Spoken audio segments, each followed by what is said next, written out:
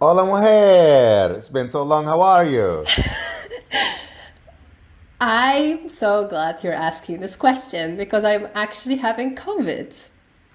And even though you cannot hear it in my voice through the internet, probably, I sound awful. Or maybe very good. Maybe sensual and sexy. I don't know yet. I haven't heard myself yet. But definitely my voice is lower. You sound normal to me, but you kind of sick a lot of the times in winter. So maybe this is just your new normal. Come on, but I'm not as sick as in COVID. Like, I don't know what's your experience with this sickness. Oh, I remember you once had it in Egypt, no? Yes, I just hated it so much. For 1 week, pizza tasted like cheesecake, and cheesecake tasted like falafel, and all of them tasted like air, like nothing. It was the most heartbreaking thing ever back in 2021. I remember, and you were so devastated that maybe it stays after COVID. Yes, I thought I would never taste food again. And in Egypt, we're a little bit of foodies. We like our food a lot. I know. And as a traveler, it's one of the things I really enjoy. People, nature, and food. So yeah, imagine that you could live a life without tasting any. So yeah, I'm glad you can taste your food now. It's good. Yeah, I didn't lose my taste, didn't lose my smell. I lost my strength quite a bit, and like the worst thing that COVID is messing with me. I think I have COVID third time. Like last time I had it, no, twice, two times. Wait. Last time I had it, I knew it, yeah. But before that, when I was in Portugal, I'm pretty sure now that I had COVID and I just didn't test then.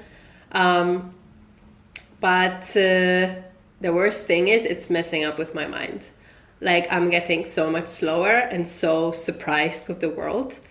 For example, today I was like making coffee and I opened the cupboard and my thought process literally was, oh my God, we used to have a coffee here. Where's the coffee? We have to buy more coffee. Oh no, wait. Coffee should be in a tin box. Where is the tin box? Hey, what are you saying? The tin box is here. Okay, so we don't have to buy new coffee then. No, the tin box was here all the time. And I'm like staring at the fucking box. Um, so it's just like really, really irritating. Yesterday I was trying to shoot this animation, very short, 5 seconds or something. Just ended up crying and being upset at the world. And I was like, I hate stop motion. Why would I do that? So, as always, just a mental struggle mostly. Yeah, I remember I also got really slow when I was in COVID, and I kind of lost touch with the place. Like, I knew where I was, but it did not feel as it always did. Somehow it was different. I was really slow. I felt so stupid. Like, I'm not the smartest guy, Anymore. on normal days. And after that, I feel like, yeah, not anymore. I mean, like slower. After that, slower ever since. Or maybe it was like that before. I don't know. I'll never know. I need somebody who's been like witnessing me changing. So Yeah, I think for me, definitely, it's very, very tough because I'm used to such a bigger speed of thoughts per second normally. And this is just like, I don't want it to last like this. And I remember when I had COVID last time, it stayed with me a little bit. The kind of brain fog or distraction. I don't know oh how to yeah. call it for a month, for a long time. So I don't know. I was also in love, so maybe that's a bit of it. All right, but I mentioned COVID also because I really hope that you will talk more on this podcast and don't be shy. You can talk But you know what more. happened listening to a recording of last time? Wait. I wanted to invite you to a new bit of our podcast, which I call Review of the Previous Episodes. Let's review our previous episode. Now go. So I listened to it once so far, and I gave feedback after I listened the first time. I requested some edits to be done. They were and done. You said you did them, and then I was supposed to listen again. But so far, I have not done that. Did not have the time or the will yet. But yes, there is something that I noticed that I was talking too much on that first episode. Batra, I I was think like, I was like, no way, please shut up. Please, somebody press that button below my left eye. Just make me shut up already. I was like, like I could have just answered your questions directly, but instead I was just going all the no, way around. no. I was Hey, talking for too long. hey, that's why I love talking to you. Like it goes right and left and finishes in the wrong spot after 10 minutes, and I love coming back like through the meanders of it all. B, dude, I had exactly the opposite impression. I was like, why am I talking so much? Why can't I just ask the question and shut up? Why am I interrupting him all the time? By the way, I think interrupting is because of the lag between us. I will try to be more mindful about it today. But I think I interrupt you so much because I think you finished and then you started, but it arrives with some second of delay. But I was so sure I talked too much and I'm talking stupid things and you are the only one that people want to listen. You have such a nice voice. You have a lovely, lovely voice. Like you are It's so interesting what you said and it makes sense. I'm just blabbing and I'm shouting actually. So again, I was feeling exactly the same. I was like, what's all this blah blah blah blah I'm saying? Let's just say, yes, it's nice to go out sometimes. Why tell a story and another too much? Really. I was listening to myself and I was like, oh my, no, like when I'm talking to you, it's okay because that's normal. But I'm like, we are recording now. Other people have to endure this. That's what I was thinking of. I'm like, no one really cares. Like, just No, take it. I was like, I let will the tell Mujer talk a little you. bit more. I will. Yeah, that was funny when I received a review from you, and your question was, "Okay, it's great, but could you cut out all the blah blah?" While I felt that's exactly what I already did. But no, listen, my boyfriend, I feel like he finally discovered the beauty of our conversations, and he listened to all of it. He's fan number one. He's really excited. He believes in us 100%, and he told me, "Oh my God, Rahman is so lovely." He said, "Like I love his laugh. It's so nice to listen. Like it's so wholesome. He sounds so kind." And I was like, "Oh damn it! Like my voice sounds like crap. It means that I'm impossible to listen to." And now, yeah. Your boyfriend needs to pick the right side here. No, but I agree. I'm your fan too. I'm really your fan too, and it was very very nice for me to listen to. You have a very calming voice, and things make sense. And I like that you speak slowly. That you laugh. There is one bit in which you start laughing, which makes you laugh more. You're like ha ha ha ha ha ha ha, and actually you start laughing, and also, oh my God, when I It's a laugh, trigger effect. yeah, it's a trigger effect. You represent it there, right there on the spot. I laugh like I'm suffocating. I'm like, I mean, like, cool, perfect. Yay for laughs. Let's laugh now for fun. 10 seconds of laughs nonstop. 1, 2, go. why you're not I mean, I was waiting to hear you laugh, see how much of suffocation is happening. I'm sorry. It was a little bit tricky, but like, because I was not very sure, I was like, okay, let me pay attention here. Yeah. Okay. Ah, it's okay. I started so nicely and then you made me just suffocate on. Oh my god. And when it comes to editing, I still haven't figured out how to match the heights of our voices. Not the heights, but like the volumes. Like you speak much lower, I think. And I shout. Like I knew it before that I shout. But I hear me so loudly here. It's hilarious. Like my voice is actually filling the room. Like I am afraid my neighbors are listening to this conversation at midnight. I don't know. I listen to podcasts to fall asleep. I heard I have a soothing voice. Yes, some people will say that. Okay, that's perfect. Maybe that's how. You know what I started listening to the last 2 nights? I have been sleeping on the floor. Okay, can I guess? AMSR. No freaking way I would listen to people chewing food or no. Audiobook. No, I have to be actually listening. Music? No. No, you know that stuff they call white noise, green noise is basically the sound of wind blowing against, I don't know, a microphone.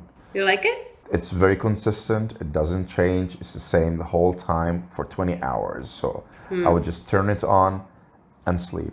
And I've done it the last 2 nights. I'm going to try this again. But I'm still waking up in the middle of the night as usual. Nothing has changed. But it's nice waking up like, oh, that's still playing. Cool. It's the power of YouTube music.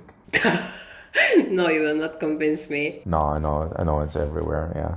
I'm a Spotify girl. You know what I used to listen to fall asleep back in my meditation times when I was meditating every day? Nature noises. I really loved like the tropical forest. Surprising to me, or rain. I love rain or just fire cracking. Like sometimes like some bird in the distance or something. Like it's something with water was really, really nice. Like it made me feel fresh. But surprisingly, ocean, the waves, they would make me so irritated. Like I always thought that I'm like, a beach girl, that I just want to stay there all along and stuff like that. No, it made me anxious kind of, or I don't know, I was like, another wave, damn it, like. Have you tried whale sounds? No, I'm not very interested. Now I listen to podcasts and I quite enjoy it. I don't mind that I need to focus. I put a timer on like half an hour and that's where I pick it up. How did you sleep 2 nights ago? Do you remember that? I'm asking because it was an especially bad night for me. My besties from Gdynia and Sergi also slept pretty bad. So I thought maybe it's some planets but apparently it didn't reach Vietnam. That's when the back pain started. We're in this together, apparently. Okay, I will keep rolling with that theory then. But you have COVID, like, this is the most surprising thing to hear at the end of 2023, you know? You're right. I really don't care. Like, it's just, I took a test because of my work. I didn't want to, I just wanted to check. But when I saw it, there was a little line. And I showed it to Sergi, and I was like, I don't have COVID, right? It's not COVID. And he looked at the line and was like, Adriana, there's a line. What do you mean? It's like, you have COVID, there's a line. I was like, come on. And I sent a picture to my girls saying like, oops, or something. And they were like, oh, COVID, damn. And I was like, damn it, for real? I didn't took this test to see that I have COVID. I thought that, we were past that. But then, and I felt good at this point. I just had a very, very severe sore throat, losing my voice. I just got my voice back today. So I made a huge bet on it, actually, with the podcast today. And I was like, oh, damn it, I'm gonna do it. Yesterday, I really took a lot of pills. And in the night, whenever I woke up, I also would spray. In Switzerland, they have those sprays to the throat. So I just spray it all. And but yesterday and 2 days ago, it really hit. There was one day I stayed in bed all the time. I didn't really know what's happening.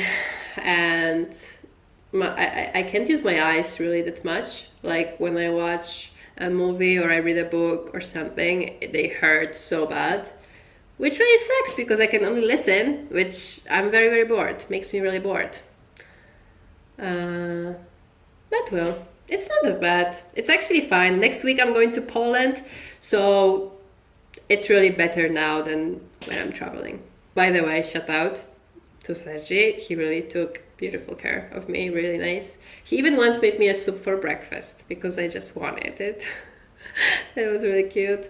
Sergi this year is included in my family Christmas planning. He's in the chart in our Excel sheet, making dumplings. Yeah, so you'll see how it rolls. I didn't tell you, but as a gift to my mom, my sister decided to gift her a piercing because my mom doesn't have pierced ears, nothing. And I find it amazing. Like, it's kind of a empowerment step or something like this. And my sister also doesn't have earrings because she was scared, I think. So she wants to pierce one ear for herself too, like as an encouragement to my mom. And I was like, yeah, sure, bring it on. I would just pierce whatever, like I probably hear an ear or something, just to be like sisterhood with them. But it's pretty amazing, though. My mom is making such a feminine step. I do not understand how is that considered to be a feminine step. I thought now everybody was unisex and stuff, and like piercing your ears should be a sign of reverting to past patterns that we were already, way over, like, and done with. So I'm really surprised that you see it as an empowering act, even though it's a thing that men created.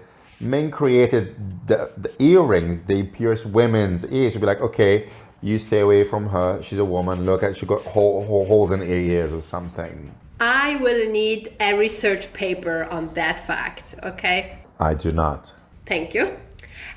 Okay, listen, mujer. I just finished the book Moody Bitches. So if you want to talk about femininity, of course, I'm very open to that. I'm very prepared. But no, I think you misunderstood me. Like, I really love pierced ears, painted nails in men. I really love that. I find it very attractive, actually. But yeah, I really like it. Like, I think it makes men pretty also. Anyway, I think whoever acts on it, like takes care of themselves in such a way, adds jewelry, pierces ears, is making a step towards themselves, a brave step. My mom is a grown-up woman, grown-up mujer, and I think she must have not pierced her ears for some reason in her life.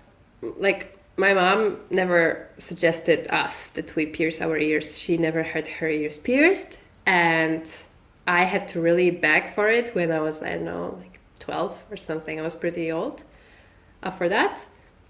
She went with me, but she was like, are you sure? Are you sure? I don't know, I did it, never regret it. But I guess she has I don't know how it's called, I forgot. Like a skin problem. She has a lot of allergies, and I think maybe that's what she has been afraid of, that it will just get itchy or something, her hair piercing. Just fine, like during the first month you can just let it be and then it will grow back, I guess. But I don't know, I think it's brave, and that's what I meant when I said that I'm cheering up for her femininity. It's a step towards bravery. I agree. It's brave doing it, She's in her 50s or 40s. I mean, usually it gets done to you as a kid. I'm all for that. I actually like them. I think they're attractive too. You're not the only one. I prepared a hardcore topic, I think, for today's podcast. Of course you did. Maybe it might be too much. I don't know. I'm feeling COVID-y. I'm not sure if I'm strong enough to do it. But I finished a book today. Moody Bitches. I allowed myself to bring this book up because I thought, mujeres, bitches, maybe we have some connotations with that. But it's not actually the whole title. Let me read you the whole title. The truth about the drugs you're taking, the sleep you're missing, the sex you're not having, and what's really making you crazy. It's written by Dr. Julie Holland, and Okay, honestly, the only reason I took it from the shelf was the title, Moody Bitches. I just liked the Moody Bitches connection of the words. And I took it because I never really took care of me being a woman, I think, really well. Like, as I told you, for a long time in my life, I was more on a boyish side, and there was not many girls in my life, really. I was like, not sensitive at all, and haha, funny, and like strong and stuff, independent. And I thought that's just who I am. But then, thanks mainly to my Oaza girls, I became softer, and I discovered I'm a very sensitive artist and a crying mujer and stuff like this. And a princess who likes a tiara. Where did you take it from? There was that dress-up party you had at some point, and you were all my God. princesses, Oh and my you were so God. excited about it, and you're like, yes, all of us want to be that Disney princess. And I'm like, okay, so you're a princess. Oh my God, I'm so happy you're bringing this up. Okay, so I organized a Disney princess party with my friend Agatha from my work. And there were girls on this party that told me they felt so secure with their inner child in this place. Like it was such a safe space for them, you know? And I totally feel it. Like they were gluten-free, purple cupcakes, everyone dressed up. My girls came there. I was Rapunzel, the Disney princess that I really associate myself with, and that I think actually influenced my life. I have a theory that not for no reason, that there is a reason for which I was such a Disney freak for such a big part of my life, that there was something that I really wished for happening in my life. By the way, I know maybe I'm jumping on topics too much, but there is this newest Disney movie. It's called Wish. And it's super, super bad from what I heard. And it's a pity because it's a movie created for 100th Disney anniversary. Would you like to watch it with me? Yeah, sure, why not? Awesome. Okay. I have not been watching a lot of movies lately compared to before. Like, it's been like, I don't know, 1 or 2 movies a month now. I used to watch more than that. So, yeah, I think we've never really watched a movie together, I think. I mean, you had recommended a documentary about Dalai Lama and his relationship with the Desmond something from South Africa. Yeah, Joy. Yeah. But yeah, we did not watch it together, but it was a nice watch. I'm pretty sure we watched some movie together at some point. We were working on that Egyptian series at some point. It was not a movie. It was for learning Arabic purposes. Oh, Finding Ola. Okay, what were we talking about before? Piercings, Moody Bitches, the book, how you're reconnecting to your feminine energy, being a woman, finally, after all these years, embracing boyish ways. Correct. So I recently have been struggling with a lot of pains and like autoimmune shit. So I'm trying to get to the center of it. And I decided, maybe it would be nice to like read a book about being a woman, you know, to see if this is maybe affecting me somehow. And I was right. And surprisingly, I think this book made me feel myself, like know myself better. I really saw, like I started, it's probably not the perfect topic to talk to you about, but I started tracking my cycle more and seeing all those emotions and stuff through a different lens. But also it made me scared of so many things, like menopause, giving birth, having a kid in this terrible world, for example. And this book, I think, is really, really hating on men. And I even took 2 quotes from the book for you to be able to tell me if you feel criticized or not. If I feel hated upon or not? Yup. Do you think my Moody Bitches book is a good guide for me or not? I will be listening. Okay. Women pick up subtle signs of sadness in others 90% of the time. Men are better able to discern anger and aggression. When trying to decide whether their female partner is sad, men are right only 40% of the time. That's less than if they flipped a coin to help them answer. This is also a reason to express your feelings verbally and not expect your male partner to know how you're feeling by how you look or act. End of quote. Okay, well, I'm naturally more inclined to be disagreeing with things that people say unless I have already or I had already established some ideal in my mind, you know? So I would have to say that from my own personal experience, I feel like I can tell how people are feeling just by looking at them. I can sense what kind of emotions they are carrying, or let's say energy, like hippies like to call it. I can sense people energies in a way that can tell me, well, at least if they're feeling at least positively or negatively, you know. I'm not very sure how it is for most men out there, but I do not think that we're totally oblivious all the time to what's happening around us. That'll be very, very, very, very foolish to assume, I think. You don't need to flip a coin. No, in my own personal experience, I've never had to flip a coin to be like, no, maybe like, okay, something is off, what's up? You know, you can always tell.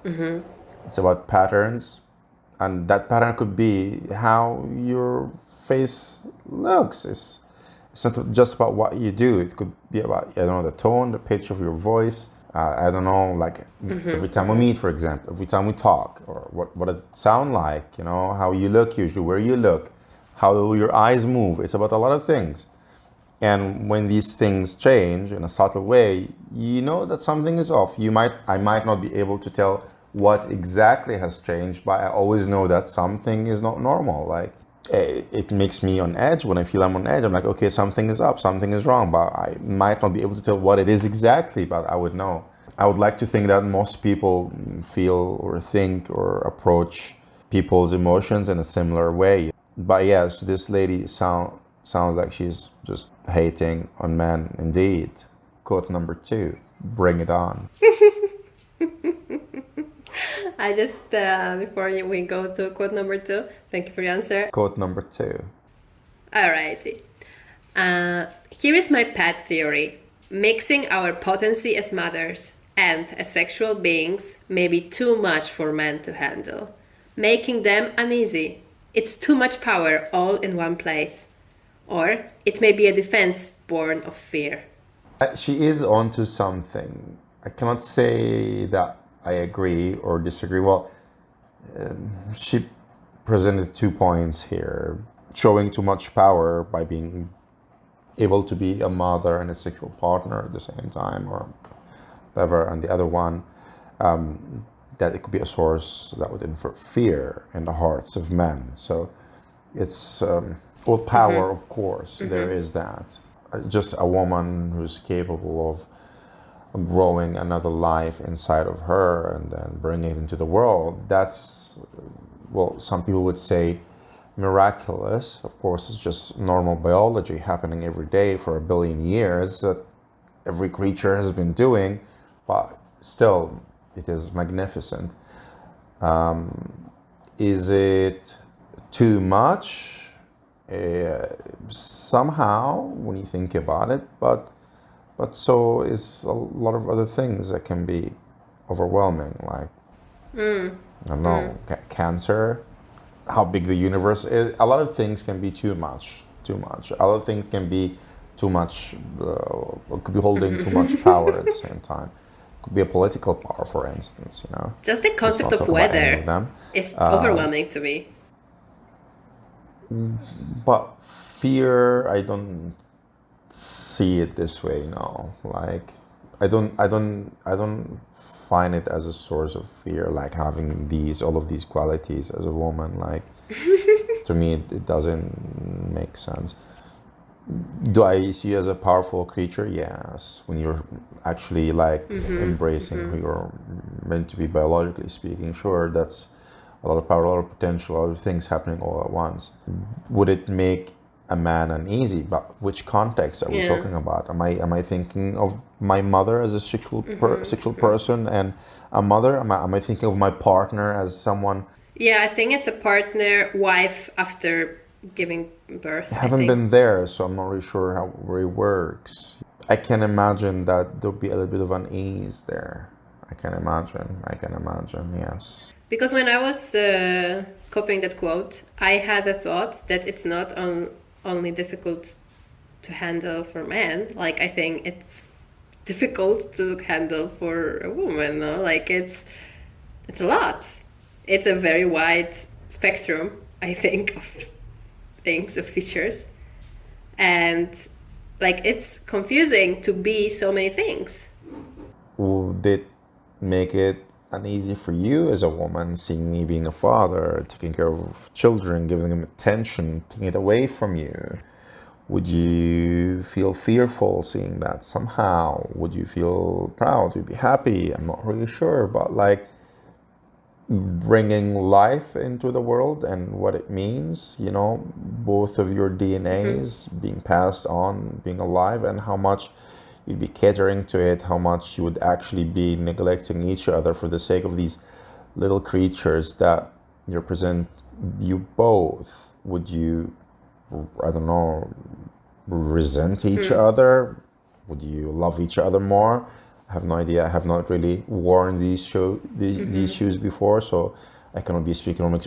It's all now like just speculation and theory. And Yeah, yeah, neither did I. But it's a fair point that,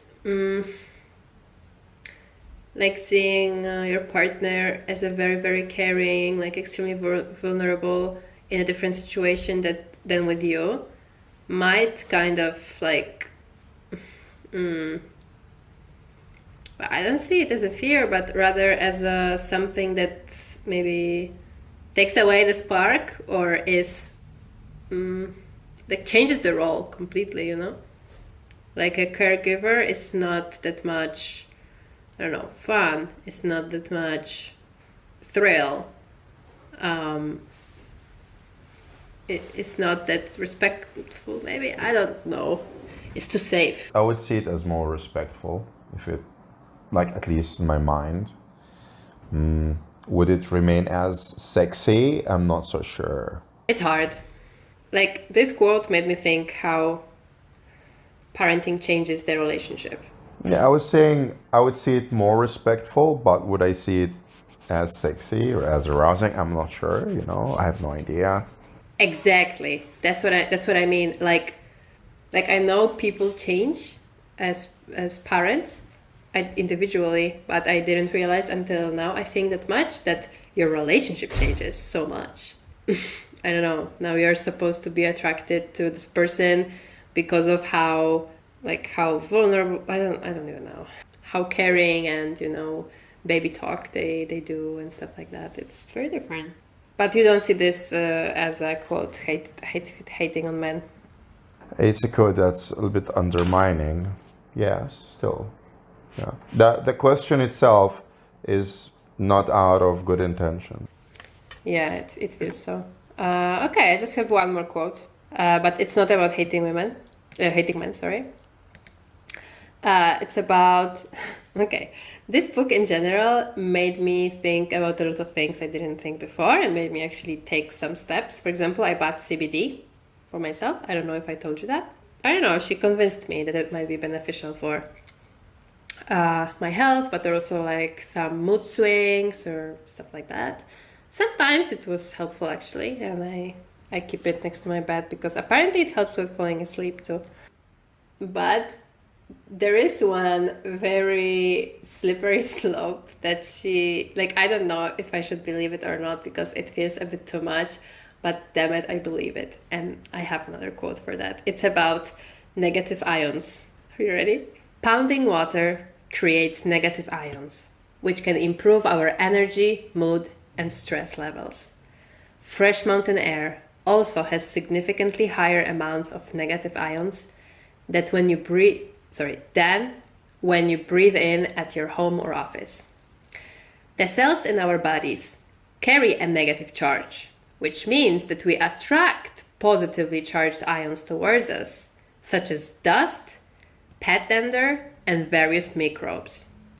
Computers and cell phones generate positive ions, while air conditioners deplete negative ions.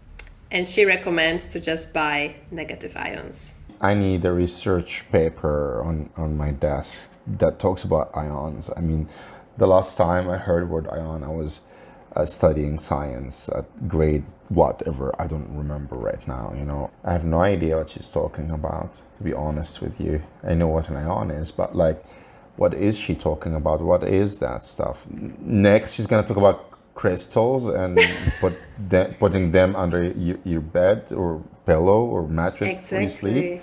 Maybe that's why I have some backache. I need some crystals. Okay, but you gotta admit that when you go to a mountain or when you hear a waterfall or when it was just raining, it just makes you feel so good, no? Like the smell, the air. It's the negative ions, man. The rain makes me feel good, but it makes everybody else miserable. No, but after the rain, you have this fresh feeling. After the rain, that's amazing. Yeah, that's the best. Absolutely. Oh, yeah. I have no comment here. All right. We should just research more. Do I like mountains? Yes. Do I like rain? Yes. Do I like waterfalls? Absolutely. Does that mean maybe you could spend time in these places when you can, which we have been doing? If we can actually manufacture the same effect by using something that would emit ions into our bedrooms, that would just take the glory and the charm away of the mountain and the beach, you know. So I don't know if you want to do that. But like you lived in Gdynia and it's by the ocean. Like, have you felt all these? I mean, you were not exactly feeling your best self for as long as I can remember living in Gdynia. Come on, like that only disproves the whole idea of oceans bringing ions that can make your life better, you know? I don't know. First, Baltic Sea is a sea, not an ocean. Second, now that I live here, I keep thinking that I did feel my best self in Gdynia. No, it's the sea, it's not an ocean. Now you're gonna be an ionist. I have you to calm me down on it. No, I try to not become one, but my chakras are very open to all the ideas right now, so I don't know. But man, was I that happy in Gdynia, really? I mean, unhappy? Do you want me to answer the question? Honestly, you are in a much better place emotionally than you were. Yes, that's the truth. How much you seem to be suffering internally was much more than you are now. Now you have struggles that have a very specific source. We know where they're coming from. We know the source. And in Gdynia, you did not know the source, and I did not know the source. And that was a different kind of suffering, you know? But here we know, so at least it's something that we can deal with. So I beg to differ. The ions of Gdynia are not as magnificent as the ion of Switzerland, Marita. I have to say that. Okay. Random, but not random. Do you think life is suffering? Somebody said that. Was it Buddha? It was somebody. I'm really not sure if it was Buddha, so I prefer to not answer this question. Quran somewhere. لقد خلقنا الإنسان في كبد. Like, mankind was created in a state of suffering. Booyah! Or, let's say, striving, actually. So, to live is to work and strive. Does it necessarily mean you'll be suffering? It depends on your definition of suffering. Going to work in the morning could be seen as suffering or could be seen as a source of joy. It depends on a lot of things. Okay, let's define suffering now. To me, it's when you are feeling pain emotionally or physically. And most of the time for me, work is not suffering. It's nice, actually. It's nice to be doing. Yeah, for me also. Unless it's a bad day, then you're suffering emotionally. But most of the time, it's a thing that you do that brings money into your wallet, helps you support a family, brings value, just add value to the community, to the world. So I made money and I did something useful, something productive. I helped somebody out there. Would you be suffering every single day? Maybe yes, maybe no. It depends on your attitude. For example, if you keep thinking of a time of your life where you were feeling bad and you're remembering the pain, then you're going to bring it back again into your reality, Would you be feeling good if you thought about good times and you're reliving them again? Yes, sure. I thought that you would say, or the opposite. I thought that you would say, would you be suffering if you keep thinking back about the times they were much better? It just depends on your attitude. Like you could be having the glass half full, the glass half empty, like along the way. I mean, and you could be switching sides constantly. Like you could be feeling this way in the morning and that way in the afternoon. Like it's okay. Is it possible that at least on every given day there will be moments of suffering? Yes, it's very possible. Not every day. Maybe you're suffering a little bit to catch a bus or a train, or maybe it was crowded, maybe the weather. The emotion that you're feeling, the feelings that you're having throughout the day, are they mostly positive or negative? I'm sure that some people can be having a very, very, very bad time, sure, but thankfully, alhamdulillah, in my experience, most of the time I'm okay, feeling good. Sometimes I feel bad, yes. Yeah, but like, there's usually a reason, like it depends on all things. Alhamdulillah. So happy for you. I think I'm lucky to some extent. But I always try to look at the glass half full also. Hoping for a better time always. Such an amazing thing to say. I think you're a realist. How about you? What do you think? Is life suffering? Intellectually, yeah, I believe in the phrase, oh, life is suffering, yeah, of course. But on my acceptance heart, my self level, it's kind of like, what? Well, but really, so like I really struggle with this idea. Like I really wrestle. I really hope that someday my life will become zero suffering. And I think it's not doing me any good, this thought. But when I think about suffering in life sense, like I think emotional suffering, as you mentioned, is life. It's a part of life. And I will accept it as ongoing in my life. Sometimes more, sometimes less, different emotions, blah, blah, blah. But when I think about pain, suffering, sickness, suffering, I don't, like for now, for sure, I cannot accept it as a part of life. I don't want it to be a part of life at all. And that's difficult. I know some people who are thankful for their sicknesses, for their pain, like it can teach them a lot, it can help appreciate things, stuff. It's a part of you, a part of life, but I really cannot add it up to my basket yet. It's just part of life. We all adapt to our reality. For example, maybe there is person A and person B. Person A cannot eat simple things like bread and pasta. Person B can. You chose it randomly, right? Yes, of course. And person B would think, oh, if I cannot eat the pasta or the pizza or the bread that I'm used to, that would make me suffer, So person A would be like, well, maybe it made me suffer at some point, but I got over it. Now I have adapted. Take this as an analogy. I think it's just like that. If you have some pain, some problem, and you can never get rid of it, you'll have no way out but to accept. So by accepting, you reprogram yourself to see a different reality or a reality through a different lens, and then you're okay with it. That is out of the picture. That's not suffering anymore. That's my new reality. So I don't know, some people could be having different chronic illnesses, and we're talking about physical pain, physical suffering, and they know there's no way out of it. Like if you have arthritis or something, there's no cure or there's no medicine for it. Mm-hmm. So you're like, okay, well, maybe today I have pain at 7 out of 10 levels. Maybe tomorrow it's 5. Oh, that's really good. Maybe the day after it's 3. That's better, Yeah. So your reality starts to change, and then how you see things and how you appreciate things would actually change accordingly, and then it'll be okay. You will have, if you have no choice, you do not have it. You will be okay with whatever is happening. I think the human mind is magnificent. I think it's very, very powerful. It can give us all sorts of delusions. Some of them are very healthy, so why not?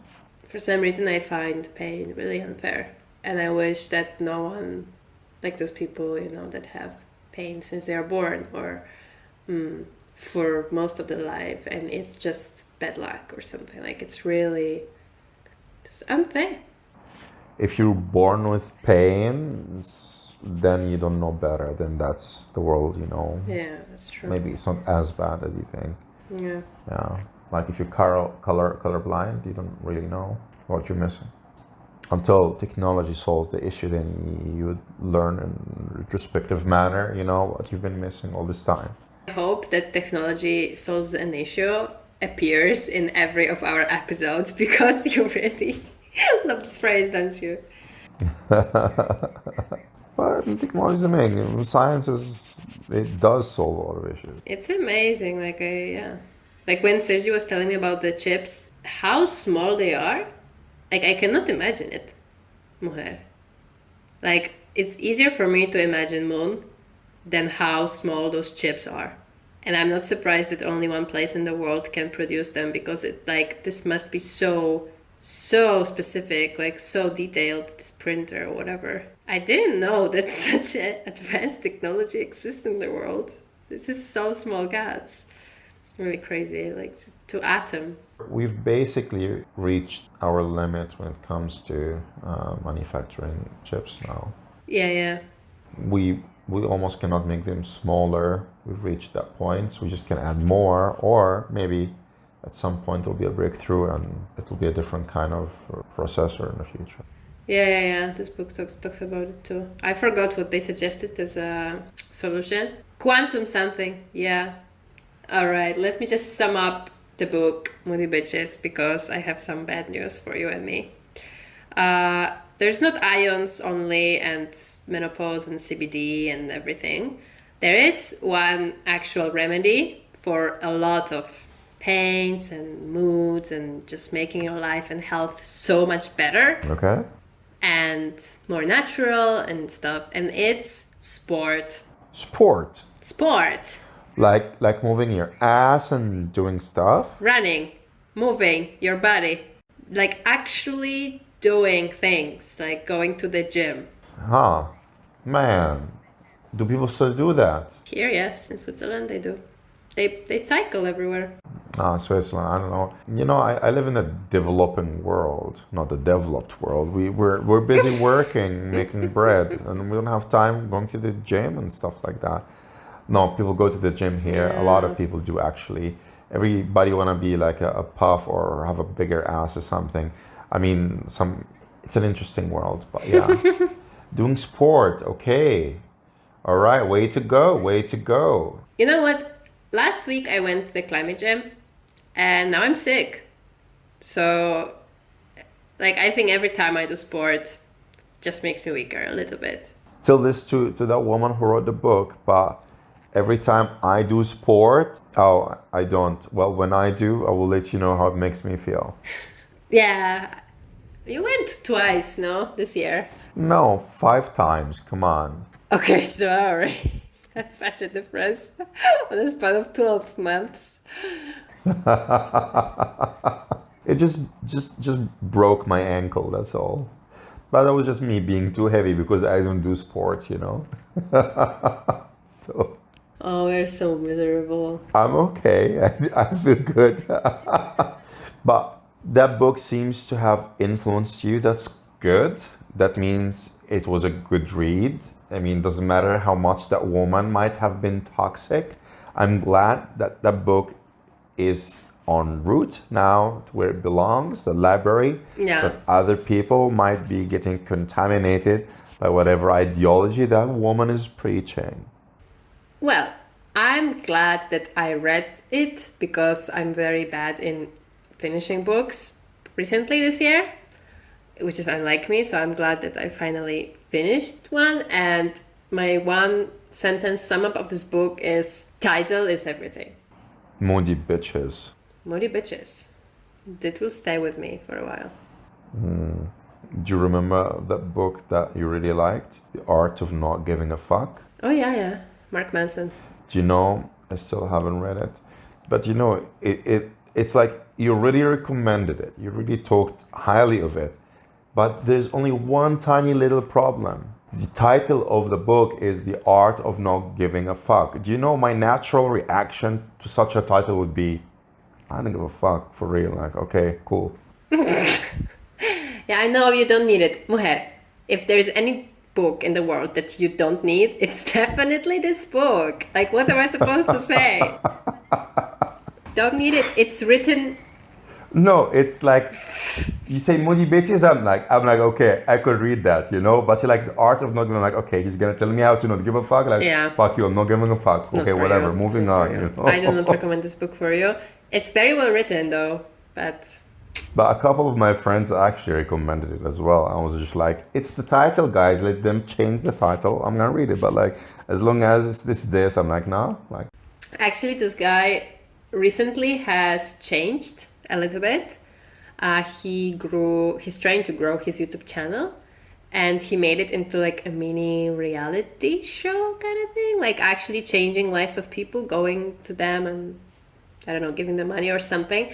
I don't know, because honestly, since he became bigger, he had to change the narrative a little bit, and I don't like it that much anymore. Like, I like the books, I like the articles, but now it's like too flashy for me. And also I'm subscribing to his newsletter, and yeah, just like a lot of metaphorical questions like, and you, what changed in your life last week and stuff, and I'm like, stop it, like, you know me better than that. So I'm considering a quiet goodbye to Mr. Mark Manson, honestly. But I also have his like journal here, and I think I even like last year or something, I read you a few questions from the journal, I think. I remember something very vague about that. But you did, definitely. It's very vague. I don't remember the questions, but yeah. Yeah, me too. Something vague. Yeah, because I was really hyped about it. Yeah. It's very, very hard. Like, I still haven't, like, every time I pick it up, it's like deep anxiety experience, because I see, you know, how much I want it, how much it's changed. I don't even want those things anymore. So why would I even pursue them? Like, it's a mirror, and I don't like that much what I see. Like, I'm so chaotic. You being chaotic, that's interesting. Yeah. What? I am. I've always been chaotic. What do you mean? Okay, maybe not so much always and stuff, but when I speak, I'm very chaotic, no? Have you listened to me? Like, Yeah, but I don't know. You're very slow when you speak. I get it. just because I work as a teacher, I have learned to slow down, and now this is how I talk. It was not how I used to talk a few years ago. No, it's how I talk now, and the way kind of grew onto me. Now I'm like, okay, let's just be quiet and calm, and let's be heard, and let's not rush.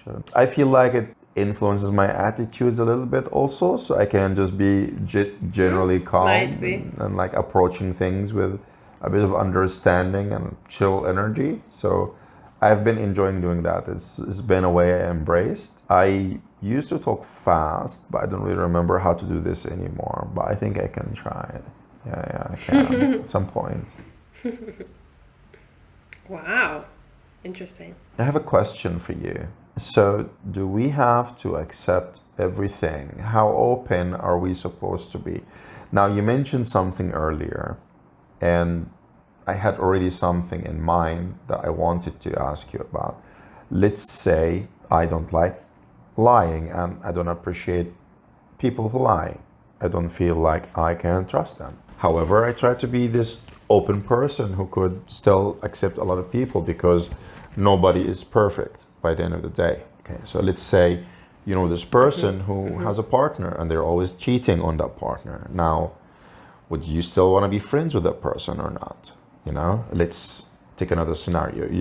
Let's say you have a friend, and you asked him a question once and the same question another time, and the answer was different. And that happened a couple of times. And when you think about it, like, okay, he is clearly lying, but actually there's no end game here. Maybe it's pride, maybe it's ego, pretty much both are the same. They're ashamed, they're trying to hide something or whatever. But again, that brings a question. Well, I'm not sure how much I can be trusting this person. The question is it actually in you, for you, to you, is it recommended to continue being friends with such people? Or would Ada rather just end it once and for all? Because let's say maybe these ideals are not yours, these values are not yours. You are, at least, you think that that's not the right way to go. That's not really cool.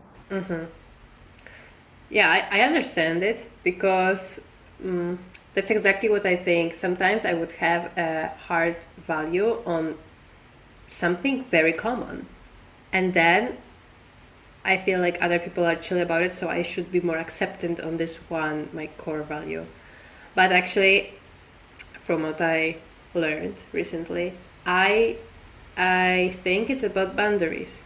Because if you don't accept lying, for example, and someone who is your friend keeps lying, you accept it, but you despise it a little bit.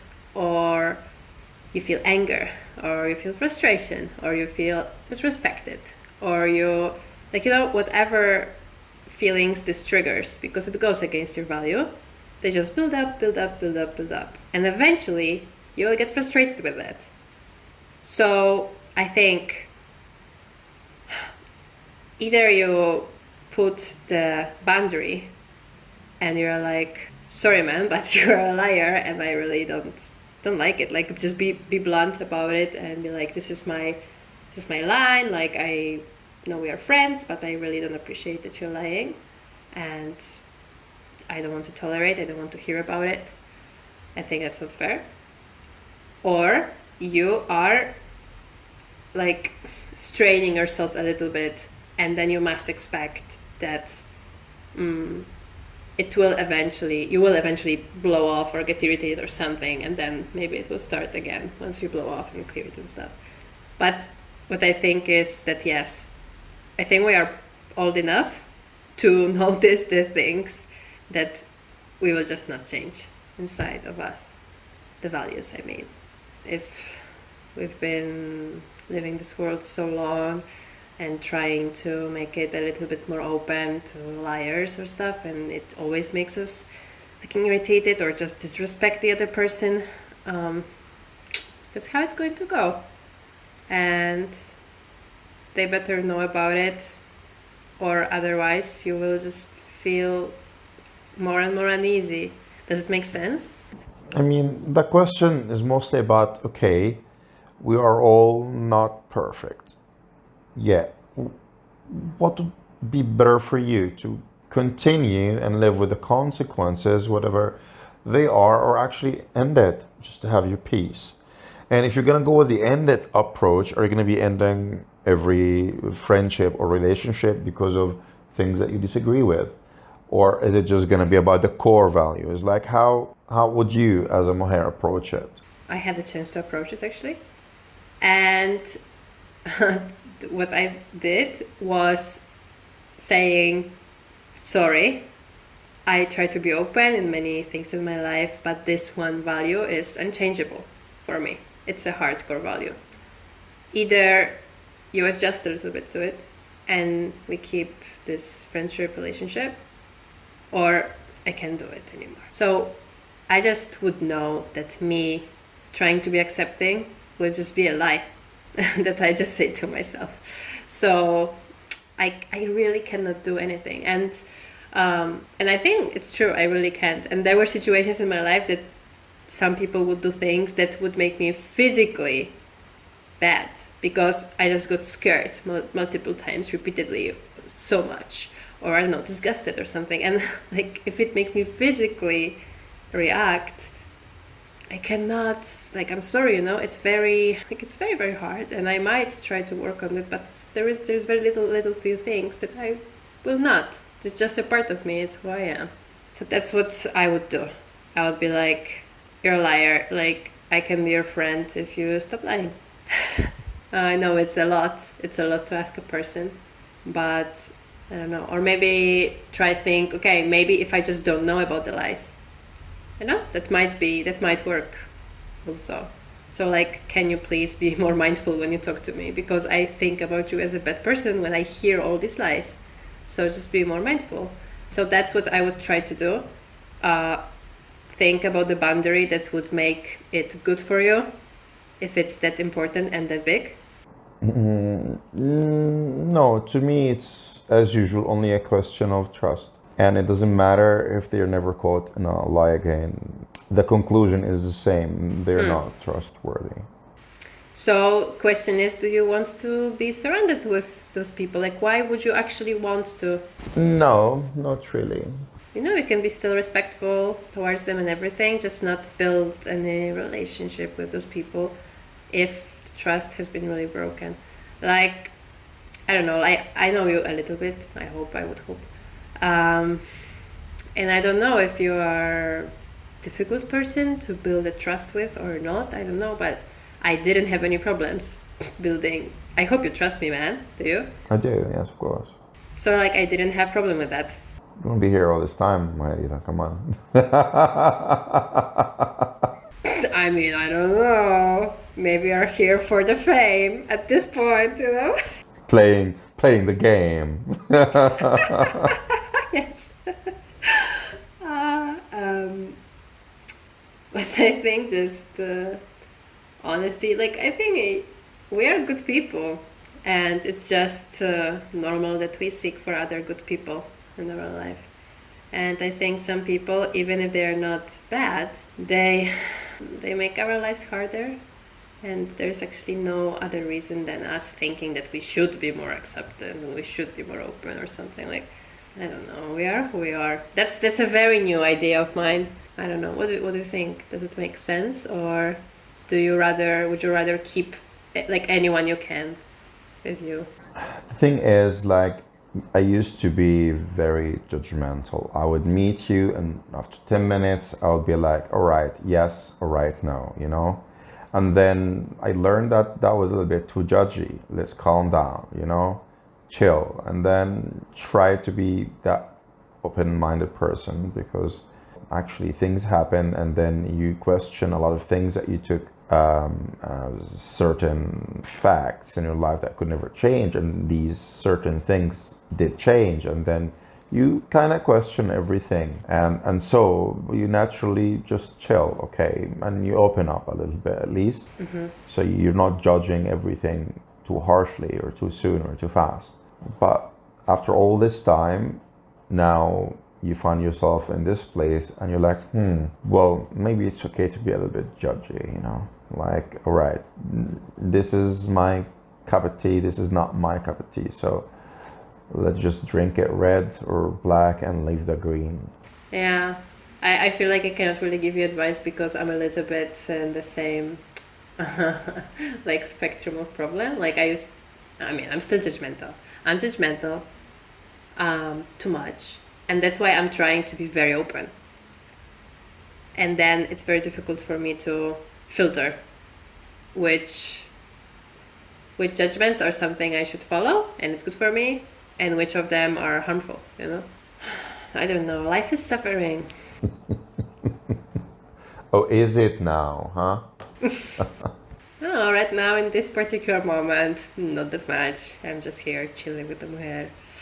But I don't know, tomorrow might be snowing and it will be a bit more suffering. Inshallah, tomorrow will be beautiful.